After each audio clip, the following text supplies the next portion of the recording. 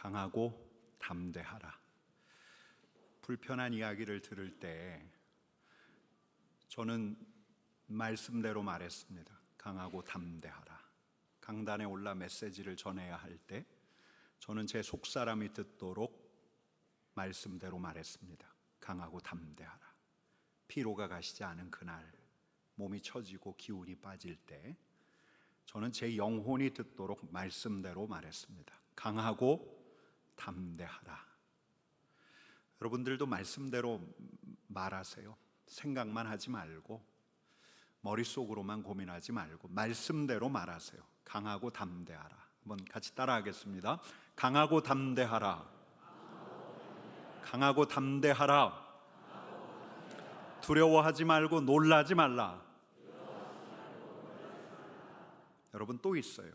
이번에는 그냥 강하고 담대하라가 아니라 오직 강하고 극히 담대하여. 여러분, 언제죠? 언제 이래야 하죠? 우리 하나님 말씀 앞에 서야 할 때, 하나님의 계명을 지켜야 할 때. 여러분, 이번 주에도 아무렇지도 않게 가까운 사람에게 소리를 질러대고 가책을 느끼지 않았다면, 늘 해왔던 대로 윗돈을 얹어주고 관행대로 해왔다면 우리는 아직도 갈 길이 먼 거예요. 이렇게 가는 게 아닌데, 가책이 일어나고 잠깐 고민을 했는데 이번에는 그냥 늘 가던 대로 이전처럼 가고 말았다면 우리는 우리의 속사람이 듣도록 말씀대로 말하지 않은 거예요. 오직 강하고 극히 담대하라. 근데 미팅을 마치고 가깝게 지내던 사업 파트너가 좋은 데 있다고 가자고 할 때 진짜 마음 같아서는 못 이기는 척하고 따라가고 싶었지만 오직 강하고 극히 담대하여 거룩하신 우리 하나님 앞에서 거룩하게 살라, 이렇게 내 영혼이 듣도록 외쳤다면, 그래서 그럴 수 없다면서 돌아섰다면 여러분, 그건 너무 잘하신 거예요. 화가 막 머리끝까지 치밀어 올라요. 내 성질대로 한번 대차게 몰아세우고 망신을 주고 싶은데 오직 강하고 극히 담대하여 사랑이신 우리 하나님 앞에서 사랑으로 살아라, 내 속사람이 듣도록 외치고 사랑의 하나님께로 내 마음, 내 얼굴을 돌렸다면 너무 잘하신 거예요. 여러분, 한번 따라하겠습니다. 강하고 담대하라. 오직 강하고 극히 담대하라. 율법을 지켜 행하라. 좌로나 우로나 치우치지 말라. 여러분, 이 말씀을 안고 거룩하신 우리 하나님, 사랑의 하나님 앞에서 살아가는 강하고 담대한 하나님의 군사 되기를 축복합니다.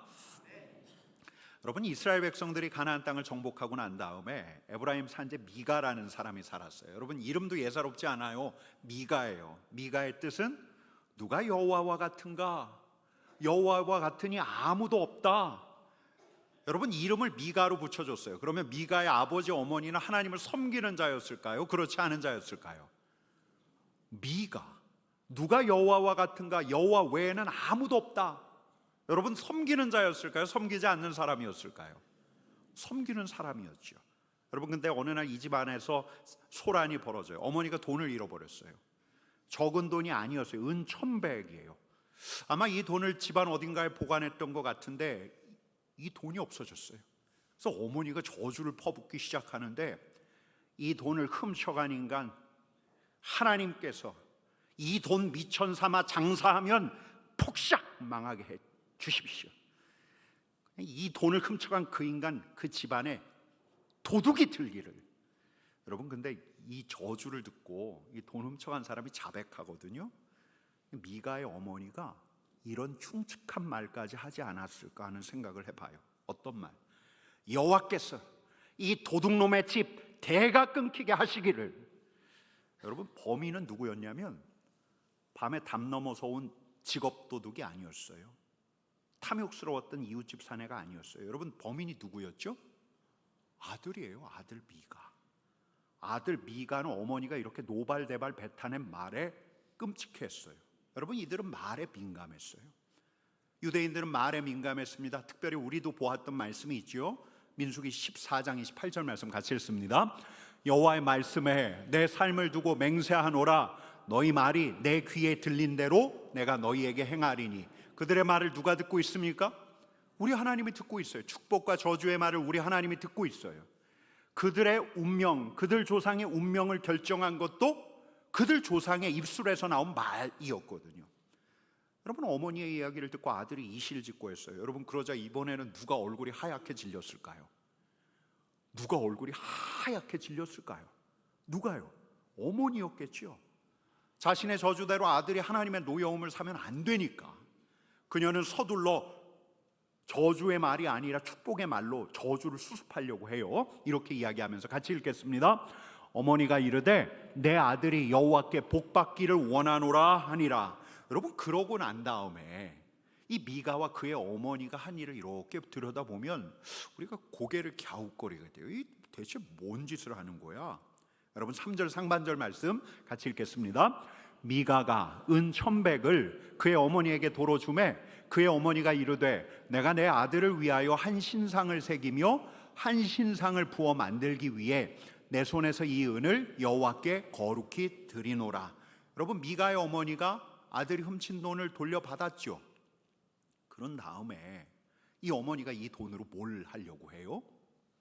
내 아들을 위하여 무엇을 새겨요? 신상을 새기리라. 근데 그 뒷대목이 너무 이상해요. 이 은을 여호와께 거룩히 드리노라. 아니, 이 돈을, 그 훔쳐간 그 돈을 다시 되받아서 그 돈을 여호와 우리 하나님께 거룩히 드리는데 이 돈으로 뭘 만들겠다고요? 신상을 만들겠다고. 그럼 대체 누구의 신상을 이야기하는 걸까? 저 가나안의 신, 풍요의 신 바알? 바알의 아내 아세라? 바알하고 아세라를 만들겠다는 걸까? 그건 아닐 텐데. 아들 이름을 미가라 지은 만큼 우리 하나님의 이름을 입에 올리는 하나님을 섬긴다는 백성들인데, 여러분, 이 미가의 어머니가 어떤 신상 만들고 싶어 했을까요? 하나님? 여러분, 미가의 어머니는 그 지역에 유력한 은세공업자를 찾아가서 신상을 만들어 달라고 했어요. 이 기술자는 동안 가나안 땅에서 바알과 아스타롯과 아세라 만든 경험이 있어요. 먼저 나무로 신의 형상을 잘 조각한 다음에 그 위에 은을 도금했을 거예요. 미가와 그의 어머니가 뿌듯했습니다. 그들은 그 신상을 무엇으로 여겼을까요? 하나님. 여러분, 이들에게 신앙심이 있어요, 없어요? 여러분, 이들에게 신앙심이 있어요, 없어요? 미가든 미가의 어머니든 종교성 하나는 기가 막히게 투철해요. 도둑질을 아들은 수습하려고 했고 어머니는 자기 입에서 나온 아들을 향한 저주를 수습하려고 했어요. 그래서 거금을 우리 하나님께 드리기로 했어요. 거룩하게 구별하기로 했어요. 거룩하게 구별해서 그 돈을 사용하기로 했는데, 여러분, 무엇을 만드는데 사용했어요? 신상을 만드는데. 아마 하나님의 상을 만들었던 걸까? 여러분, 아이러니하지 않습니까? 이들이 찾았던 해법이에요. 저주를 거두고 여호와 우리 하나님으로부터 복을 불러들이기 위해서 이들이 무언가를 했는데, 이렇게 한 일이 우리 하나님이 제일 미워하시는 일이에요. 10계명 제2계명을 같이 읽겠습니다. 너를 위하여 새긴 우상을 만들지 말며 또 위로 하늘에 있는 것이나 아래로 땅에 있는 것이나 땅 아래 물속에 있는 것에 어떤 형상도 만들지 말며 그것들에게 절하지 말며 그것들을 섬기지 말라. 여러분, 이 계명 어쩌면 이들이 알았을런지도 몰라요. 그리고 우리 하나님 앞에서 이런 변명을 하려고 했을런지도 몰라요. 하나님, 저희가 만든 건요 다른 신 아니에요. 가나안의 바알과 아스타롯 아니에요. 우리가 만든 신상 하나님이에요. 우상 만든 게 아니라 하나님 만든 거라니까요. 여러분, 신명기에 보면 우리 하나님께서 모세를 통해서 전하신 말씀이 있습니다. 같이 읽겠습니다. 여호와께서 호렙산 불길 중에서 너희에게 말씀하시던 날에 너희가 어떤 형상도 보지 못하였은즉 너희는 깊이 삼가라. 여러분, 우리 하나님께서 당신의 백성들이 하나님의 형상을 만드는 것을 허락하셨습니까? 금지하셨습니까?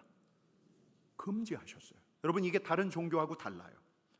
여러분, 이스라엘 백성들은 이미 조상 때부터 많이 보았어요. 이집트에서 있을 때, 노예로 살아갈 때 이집트의 그 웅장한 신전 안에 거대한 신상들을 보았어요. 뿐만 아니에요. 가나안으로 왔더니 수많은 만신전이 있어요. 신당 안에는 신상들이 있어요. 여러분 그때만 그랬습니까? 동서고금을 막론하고 그리스의 신전에 가면 제우스 신과 아프로디테 신상이 있어요. 저 인도에 가면 시바 신상이 있어요. 여러분 저 팔공산 갑바위에 가면 무엇이 있죠? 안 가보셨습니까? 여러분 미륵불이 있잖아요. 미륵불. 사람이 믿고 그 예배하는 대상이 보여야죠. 근데 우리 하나님께서는 철저하게 금하셨어요. 여러분 모세가 우리 하나님 예배하기 위해서 만든 그 성소 안에 있는 지성소에 언약궤가 있었는데 그 언약궤에 우리 하나님 신상이 있습니까? 없습니까?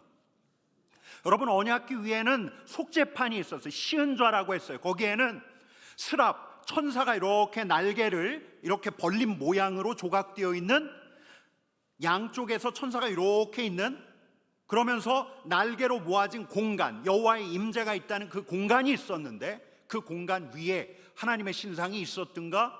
없었어요. 빈 공간이었어요. 빈 공간. 그곳에 하나님의 임재가 있다고 했지만 그곳은 빈 공간이었어요. 여러분 우리가 여기서 하나 짚고 갈 게 있어요. 왜 우리 하나님께서는 당신의 형상을 만들지 못하게 했던가? 답부터 말씀드리면 우리가 하나님을 하나님으로 섬길 수 없기 때문이에요. 여러분 피조물이 하나님의 형상을 만드는 거예요? 유한자가 무한자의 형상을 만드는 거예요? 여러분 인간이 하나님 형상, 하나님 신상을 만들 수 있습니까? 없습니까? 얼마든지 만들 수 있지요.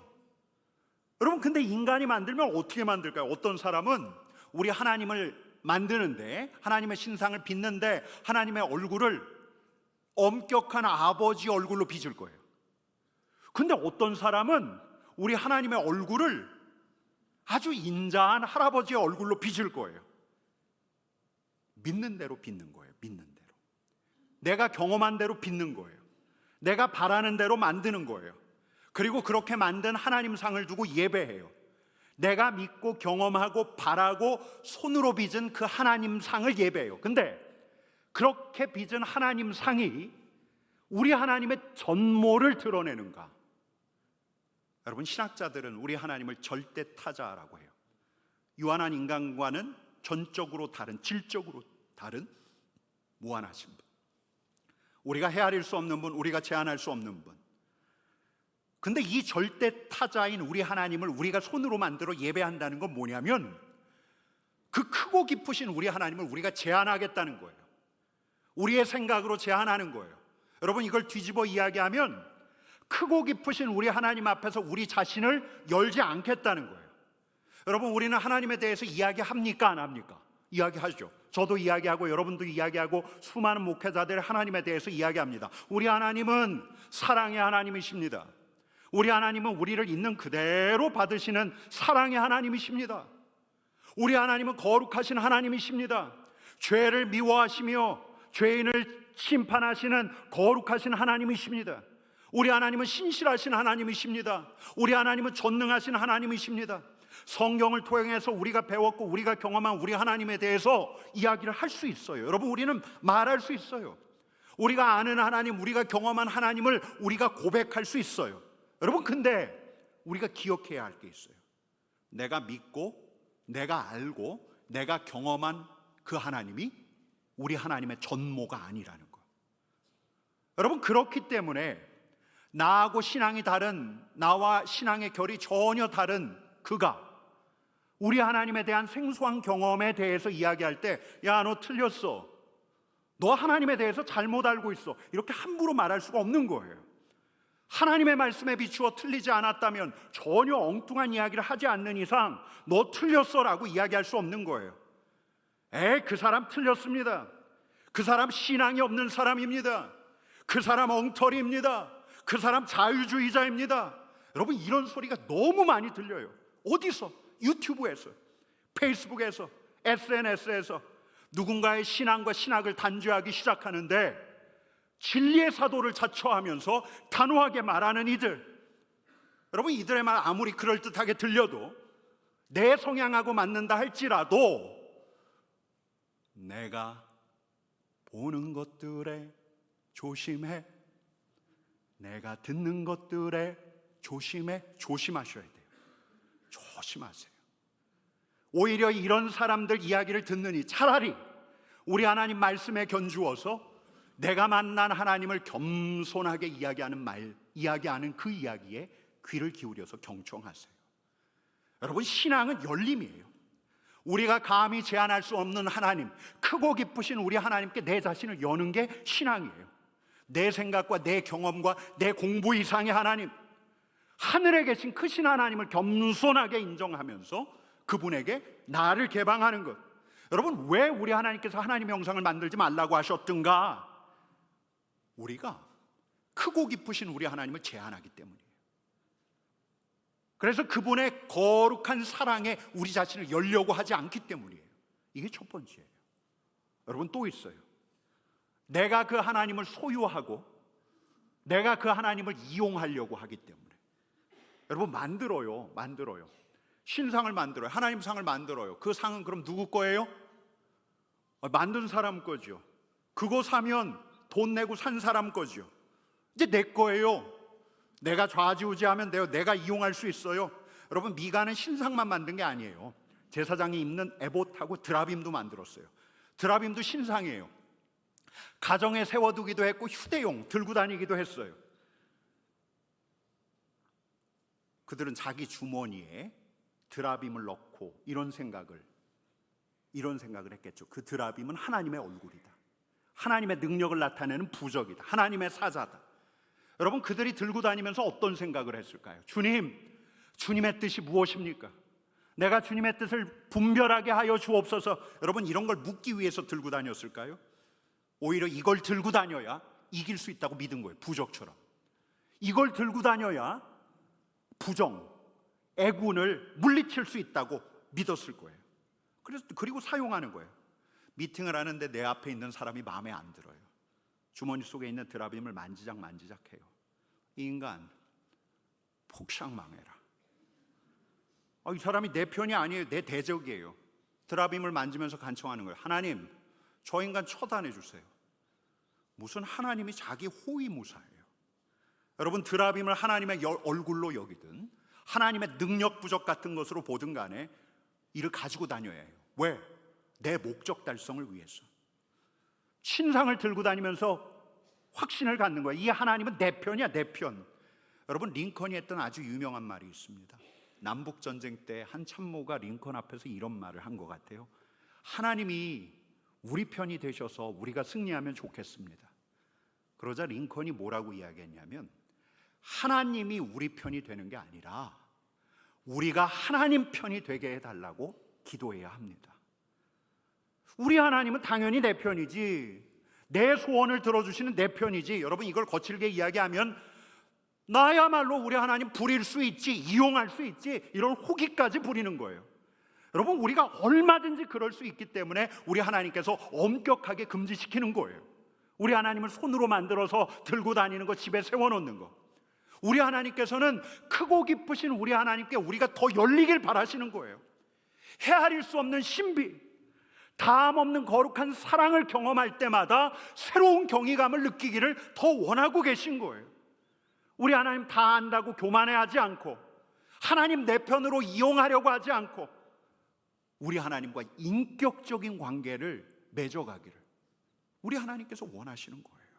여러분, 그래서 우리 하나님께서는 하나님의 형상 만드는 것을 금지하신 대신에 하나님의 형상을 우리 곁에 두셨어요.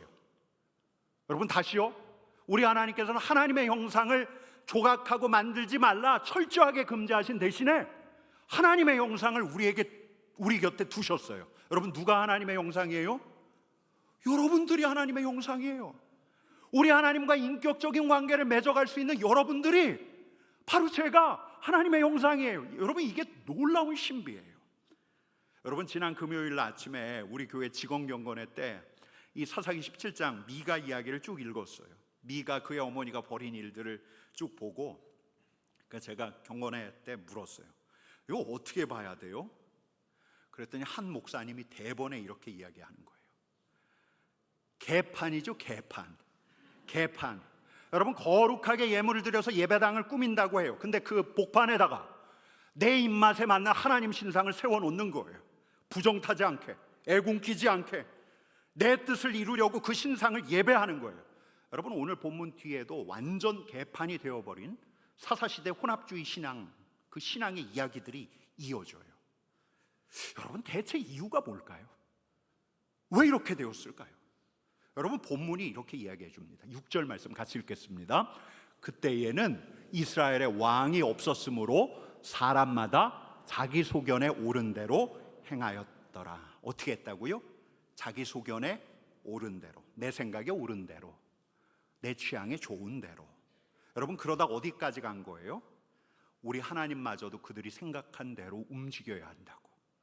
하나님을 제한하고 속으로는 내가 하나님마저도 부릴 수 있지, 이런 야욕까지도 가져본 거예요. 여러분, 왜 이런 일이 벌어졌는가?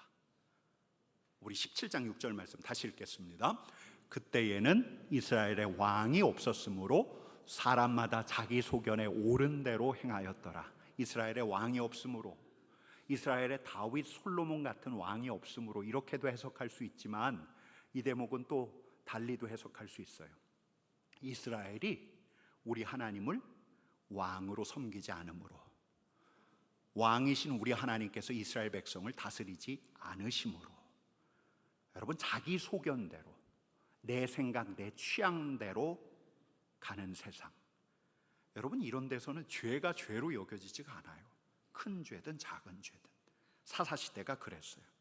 여러분, 하나님의 백성들이 가나안 신들에게 막 기웃거려요. 음행이 만연해요.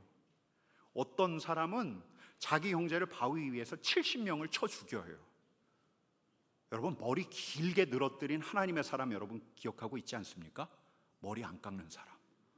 이 사람은 이방 기생집을 드나들어요. 여러분, 마을 사내들이 작당해서 다른 마을에서 온 여성을 밤새 겁탈해요. 죽게 만들어요. 하나님의 백성들 간에 서로를 경멸하더니 피해 복수를 행해요. 여러분, 그들에게 옳고 그름의 기준은 율법과 계명, 우리 하나님의 말씀이 아니었어요. 자기 소견대로. 그러다 보니 우리 하나님마저도 가나안의 여느 신들처럼 대했던 거예요. 내가 만들 수 있는 신, 내가 조작하고 제한할 수 있는 신, 내가 이용할 수 있는 신, 내가 내 삶의 주인이 되어서 내 소견대로 갔던 거예요. 여러분, 우리는 그래서 묻지 않을 수 없어요. 이 시대는 어떤가? 탈근대, 개인주의, 다원주의, 상대주의가 대세인 이 시대의 흐름, 신앙도 윤리도 개판이 되어간다는 진단. 근데 이런 질문은 나중에 한번 기회가 있을 때 따져보기로 해요. 다만 우리는 먼저 우리 자신을 살펴보려고 하는 거예요. 우리가 오직 강하고 극히 담대하여 거룩하신 우리 하나님의 계명과 말씀을 따라 사는가? 우리 하나님을 왕으로 섬기는가? 거룩하신 우리 하나님 앞에서 거룩함을 택하는가? 사랑이신 우리 하나님 앞에서 사랑의 원리를 관철시키려고 하는가? 내 삶의 주인이 누구인가? 나인가? 하나님인가? 우리 하나님의 계명이 나를 이끌어가는가? 아니면 내 소견, 내 성향, 내 생각, 내 욕망이 나를 이끌어가는가? 여러분, 이걸 내 자신에게부터 묻는 거예요. 왕이신 우리 하나님 앞에서 내 자신에게 묻는 것. 내 말과 행실부터 시작해서 내 마음까지도 살피는 것. 그래서 우리 하나님의 은혜를 구하고 다시 우리 하나님께로 방향을 재조정하는 것. 여러분, 이걸 뭐라고 합니까? 한번 따라해 보십시다. 참회, 참회, 회개, 회개. 여러분, 우리가 지난달에 레위기 말씀을 나누면서 구약시대 하나님을 향한 예배의 이 제사가 무엇부터 시작된다고 말씀드렸죠? 어떤 제사부터요?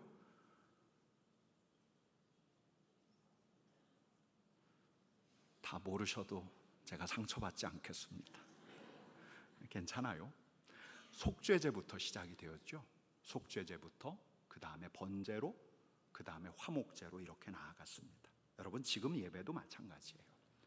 우리가 하나님, 거룩하신 우리 하나님을, 하나님의 영광 앞에 서고자 한다면, 그 하나님을 예배하고자 한다면, 우리 하나님의 사랑의 빛, 회복의 빛 앞에 서기를 원한다면, 여러분, 우리는 하나님을 예배할 때 먼저 우리의 죄부터 고백해야 하는 거예요. 참회, 회개. 그럴 때라야 우리의 마음이 우리 하나님에게로 향해요. 여러분, 그래서 사순절 첫 번째 주일 오늘부터 우리가 예배 첫머리에 어떤 기도로 우리 하나님 앞에 나아갔습니까? 참회의 기도로 나간 거예요. 여러분, 특별히 이제 이 사순절, 부활절을 앞둔 이 사순절 동안 저와 여러분들, 우리 삼덕의 성도들이 함께 했으면 하는 것이 있어요. 이 사순절은 부활절을 앞두고 우리 주님의 고난을 생각하고 또 우리도 참여하게 될 그 부활을 준비하는 시간들이거든요. 근데 이 시간에 우리 자신을 살펴보자는 거예요.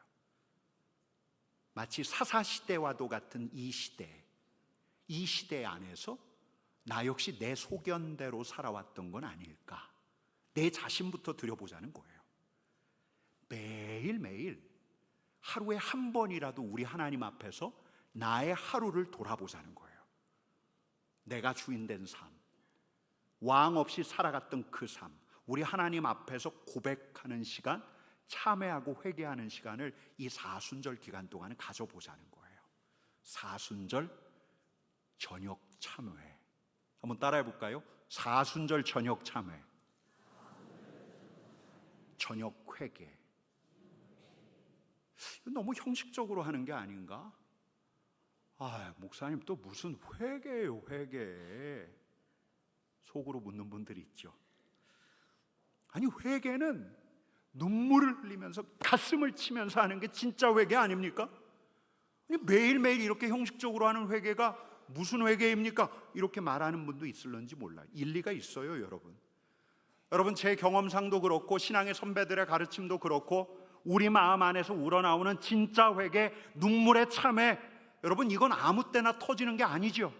제가 헤아려 봤더니 두 가지 경우가 있을 것 같아요. 첫 번째 경우는 내가 바닥 쳤을 때, 내 밑바닥이 보일 때, 밑바닥까지 내려간 나의 죄악들을 우리 하나님 앞에서 그때 토해내는 거예요. 가슴을 치면서 하나님, 내가 죄인입니다. 여러분, 또 다른 경우가 있어요. 우리 하나님의 사랑이 물밀듯이 밀려올 때, 우리 주님의 그 거룩한 사랑 앞에서 하나님, 내가 죄인입니다, 나를 떠나소서 탄식이 터질 때, 여러분, 이런 회개와 참회는 내 의지로 하는 게 아니라 우리 하나님께서 하게 하시는 거죠. 격정적인 감정이 있어요. 우리의 눈물이 있어요. 뭉클한 감동까지 있어요. 이게 진짜 회개 아닙니까? 그러나 그렇지 않아요, 여러분. 매일의 일상, 어제하고 진짜 하나도 다르지 않은 오늘의 일상을 점검하면서 내가 잘못한 것을 고백해 보자는 거예요. 아니, 잘못이라고까지는 이야기할 수 없어도 거룩하신 하나님, 사랑의 하나님 앞에서 살지 못했던 시간들을 떠올리면서 그 시간들에 내가 했던 일들을 담담하게 우리 하나님 앞에 고백해 보자는 거죠. 여러분, 이게 우리 하나님과의 오늘의 관계를 위해서 필요해요. 우리 하나님과의 인격적인 관계를 위해서는 이 매일의 회개가 필요해요. 물론 별 느낌이 없을런지 몰라요. 내 안에서 어떤 뭉클한, 회개하면 떠오르는 그런 감정이 일어나지 않을런지는 몰라요. 일어나지 않을지도 몰라요. 아마 대개 그럴 거예요. 저녁 참회. 여러분, 올 들어서 저뿐만 아니라 이 자리에 있는 우리 여러 성도님들이 함께 하고 있는 게 있죠. 주님 안에 거하기 위해서 아침에 뭘 하죠? 아침 인사, 그 다음에 오늘 묵상, 그 다음에 저녁 때 하는 게 저녁 감사. 여기에 하나를 더 해보자는 거예요. 저녁 참회. 저 참회할 게 없는데요? 오늘 하루 저 선하게 살았는데요? 여러분, 그렇게 말할 수 있어요. 여러분, 근데 우리가 하루를 돌이키면서 거룩하신 하나님, 사랑의 하나님 앞에서 우리를 돌아본다면 내가 주인 되었던 시간, 내 소견대로 살아온 시간, 하나님이 하나님 되지 못했던 시간, 바로 그 시간 안에서 우리가 저질렀던 그 허물을 그냥 저 망각으로 떠내려 보내는 게 아니라, 묻어버리는 게 아니라 우리 하나님께 고백해 보자는 거예요. 여러분, 전통적으로 우리 신앙의 선배들은 이런 하나님 없이 살아가는 그 시간에 우리가 저지르는 죄를 이렇게 정리했어요. 내 소견대로 살 때, 하나님이 하나님 되시지 않을 때 우리가 저지르는 죄를 이렇게 정리했어요. 한번 읽어볼게요. 교만, 분노, 질투, 식탐, 나태, 정욕, 탐욕. 우리 한 번 더 읽어볼까요? 교만, 분노, 질투, 식탐, 나태, 정욕, 탐욕. 여러분, 이걸 7대 죄라고 하는데, 이 7대 죄를 잘 기억해 놨다가 우리 하나님 앞에서 나를 돌아보는데 활용할 수가 있어요. 여러분 다 외우셨죠? 한 번 더 읽어볼까요? 한 번 더 읽고 외우겠습니다. 교만, 분노, 질투, 식탐, 나태, 정욕, 탐욕. 여러분 옆에 분 다 외우셨는지 확인해 보세요. 이거 어떻게 외울까 그러다가 이건 외우게 해드려야겠다. 그래서 제가 좀 유치한 방법 같은데 어릴 적에 막 암기 코드 만들었잖아요. 요거 요렇게 한번 정리해 봤어요. 악마와 교분을 텄더니 질식할 것 같아. 그래서 나를 정탐해. 이게 뭐야 하면서도 해봐요. 한번 읽어볼까요? 악마와 교분을 텄더니 질식할 것 같아. 그래서 나를 정탐해. 교만, 분노, 질투, 식탐, 나태, 정욕, 탐욕. 내가 거룩하게 산 줄 알았는데 내가 그때 교만했구나. 내가 내 아내에게 분노를 터뜨리고 말았구나. 여러분 저 기준으로 한번 떠올려 보는 거예요. 내가 내 친구를 질투하고 시기했구나. 나는 왜 밥 먹는 자리에서 이렇게 식탐이 많을까? 나한테 게을렀구나. 내가 내 정욕을 참지 못했구나. 내가 그 사업장에서 역시 탐욕스러운 사람이 되었구나. 여러분 참회하는 건 뭐냐면 우리를 씻는 거예요. 우리를 씻는 거예요. 눈물이 안 나도 돼요. 가슴 치지 않아도 괜찮아요. 그냥 담백하게 정직하게 우리 자신을 살피면서 우리 하나님 앞에서 우리 허물을 고백할 때 우리 주님께서 우리를 씻어주셔요. 무엇으로 씻어주시냐? 주님의 보혈로 씻어주세요. 주님의 보혈로 우리의 허물을 씻어주세요. 그러면 이제 우리의 마음이 우리 주님께로 향하게 되는데, 이렇게 저녁 참회를 마친 다음에 그 다음에 이제 저녁 감사를 하는 거예요. 내 죄를 우리 주님 앞에 고백하고 용서를 구하고 또 하루를 돌아보면서 우리 주님의 흔적을 찾아서 감사의 제목을 올려드리고, 그리고 잠자리에 들면 여러분 저는 이런 믿음이 생겼어요. 바로 그 밤에 우리가 우리 주님의 품 안에서 평안하게 개운하게 안식하면서 잘 수 있으리라는 믿음이 생겼어요. 우리의 주인 되신 우리 하나님께서 당신의 사랑으로 우리의 상처난 마음을 어루만져 주시고, 당신의 사랑으로 우리의 고장난 몸을 만져주시고, 여러분 이렇게 사랑 안에서 밤을 지새고 나면 우리는 오늘보다 내일이 더 정결한 사람이 되는 거예요. 여러분 이렇게 우리 주님의 사랑 안에서 우리가 그 품에 안겨 안식하고 나면 우리는 오늘보다 내일이 더 거룩한 사람, 정결한 사람, 사랑의 사람이 될 수 있는 거예요. 아침 인사, 오늘 묵상, 저녁 헷갈려요. 다시 하겠습니다. 오늘 인사 아니죠. 아침 인사, 오늘 묵상, 저녁 참회, 그 다음 저녁 감사. 여러분 이 루틴, 이 일상으로 우리가 사순절을 보낼 때 우리 하나님의 만지심, 우리 하나님의 거룩하게 하심을 틀림없이 우리 삼덕의 가족들이 경험하게 될 것입니다. 부활의 그날, 부활절이 되면 이전과는 다른 새로운 피조물로 우리 주님을 맞으시기를, 또 주시는 성령 앞에 우리의 마음을 개방할 수 있기를 간절히 축원합니다. 우리 같이 기도하겠습니다.